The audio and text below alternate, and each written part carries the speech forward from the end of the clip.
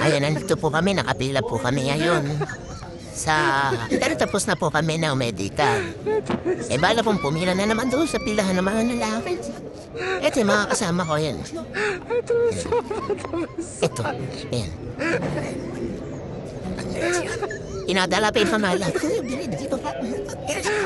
Sila, huwag ka maingay. Yan ako sa bloods to. Sa bloods. Ito, pinamimili kami dito sa mga nakaupo na to. Ano pa mo napipili? Tingnan mo naman ang itsura ng mga pamimilian. Yan yung mga pamimilian namin. Ewan po kung saan ang mga location ng mga to. Tignan mo naman yung isa, may isa pang pospuro. Ayun, no? Kaya ano? Walang no. Ito. Yung mga worker tuwi siguro sa labas, kaya ganyan na madami.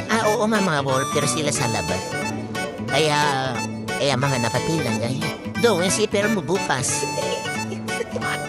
Tangin na mga lalapit eh. Sorry po nakapagmura.